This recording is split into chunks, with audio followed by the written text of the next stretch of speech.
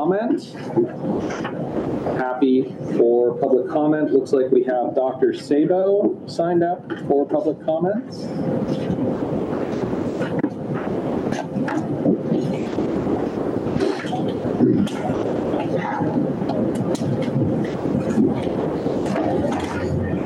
Good morning. For the record, Dr. Vern representing the Oregon Chiropractic Association. Just wanted to voice our opposition to House Bill 3374 for these basic reasons. First of all, what we've found, and I found personally, I've been doing this for a while, is the managed care organizations tend to exacerbate or worsen the lack of access. And the reason for that, and SAIF wants to form their own, is currently the panels are all closed and limit the providers that can get on them. And in fact, I think someone can correct me if I'm incorrect, but I still believe they only have to have 3 of every type of provider in the GSA, which is in some geographic service areas constitutes a large population.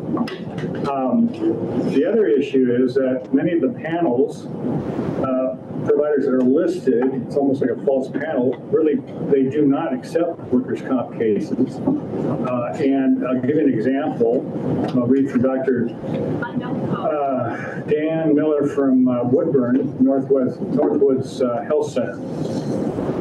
He lists, I won't go into all of them. This is, well, he quotes, he says, Providence is a mess, so I will not be looking into that one. The only DC in Woodburn retired 10 years ago.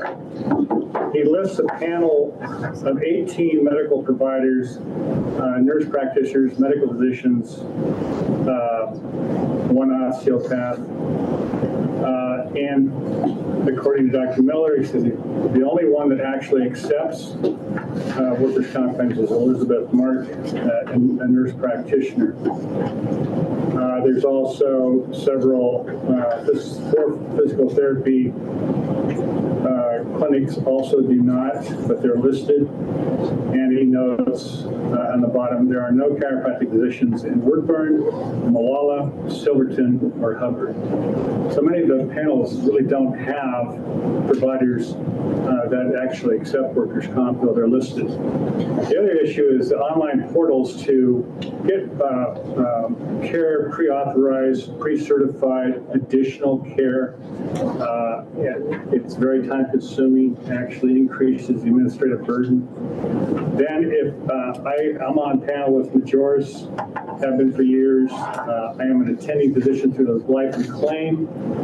If, in a rare case, most everyone's fixed within the 12 visits, 30-day thing, those who have more serious injuries, which generally almost are always spinal ligament involvement or disc, that need more care, I have to then appeal to the medical director. Now, if he disagrees, which is not infrequent, I have to appeal to the committee, which is time-consuming. This perfect example is a little ER nurse for Samaritan who got hit by a van. And then if the committee disagrees, then I can appeal it to the director. And then if the director I disagree, then appeal it to the board. All of which is in my spare time, of course. So that's one issue of the MCOs. We believe that as they are currently, they actually inhibit access, not improve it. And then also I want to reiterate again, the access issue has been going on for some time. And back in 2012, DCBS prompted SAIF Corporation to hire a vendor to do a survey relative to access. They surveyed 5,000 medical providers. I'm assuming nurse practitioners and PAs were involved. I don't know that for certain. And then Chris Davies, who was Yvonne's predecessor, contacted me, asked, well, we get together your board and association survey your chiropractic physicians. We had just right at 1,500 in 2012. The survey came back. Of the 5,000 surveyed medical professionals, 77 responded. Of the 1,500 chiropractic physicians, 444 responded. I don't don't know what the survey said, if they said, I hate workers' comp, I'm never going to do that again, or what, but they responded, is my point. So, and then lastly, one of the other issues that we have is that providing attending physician status for PAs, physician's assistants, and nurse practitioners. While at the same time denying the same for chiropractic physicians, arguably one of the best, if not the best, trained in musculoskeletal injuries and so forth. And then I also saw in the one document that being able to provide findings of impairment. Well, findings of impairment is basically closing exam findings. Meanwhile, my colleagues have been certified in the 3rd, 4th, 5th, 6th. In 2008, we had a big conference, and education conference. We got certified in the 6th edition of the AMA Guides to Rating Permanent Impairment.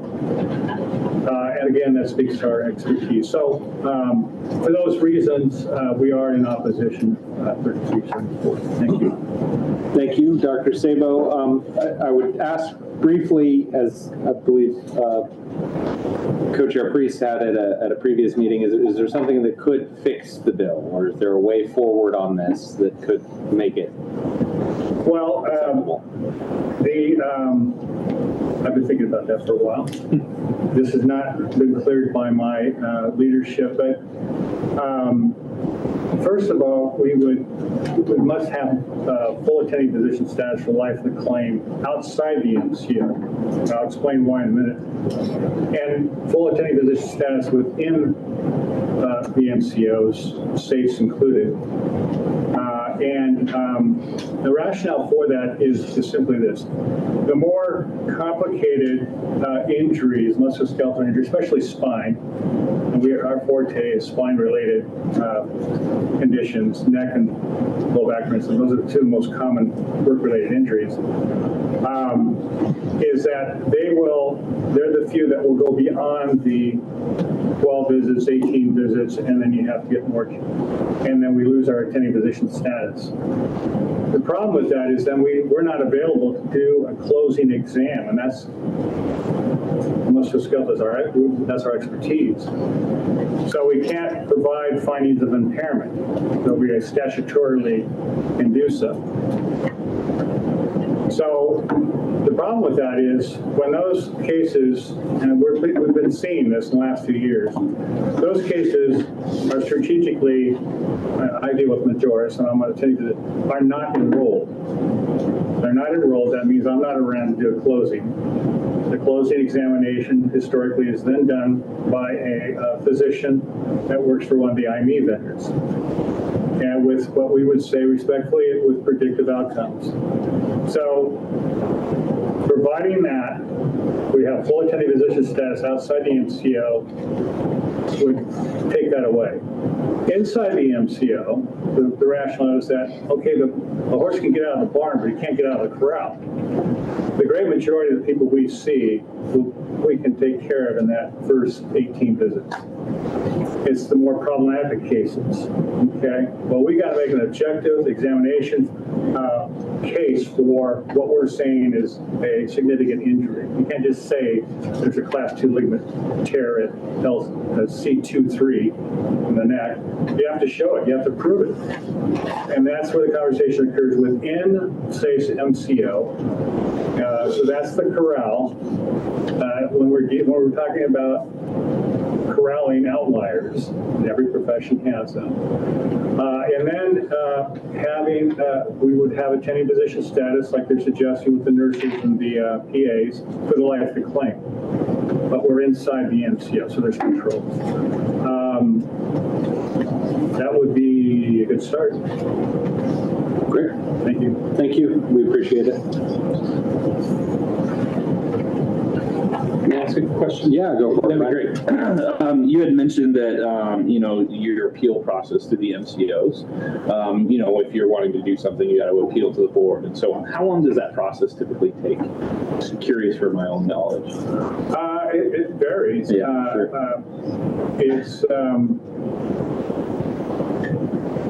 It can take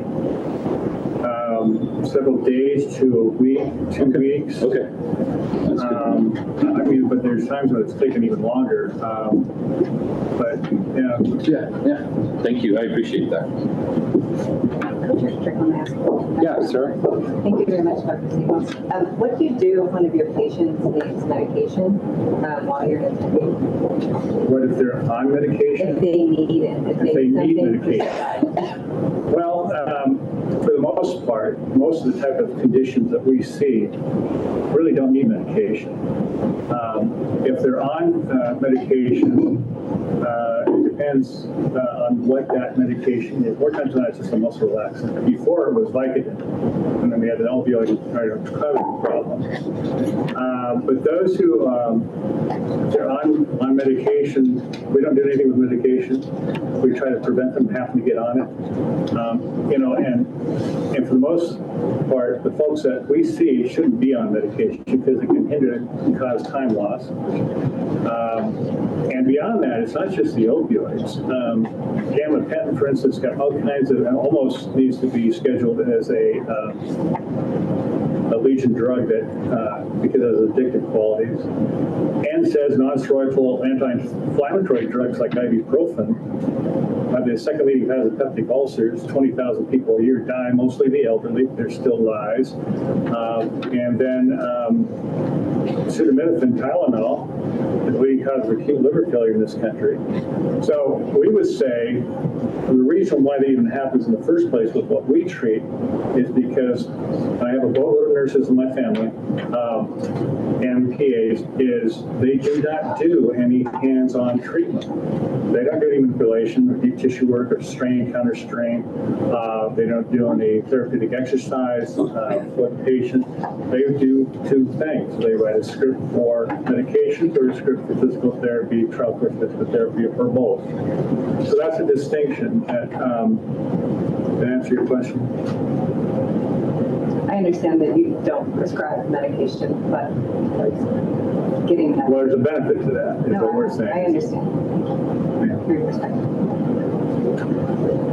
Great. Thank you. Questions? Thank you.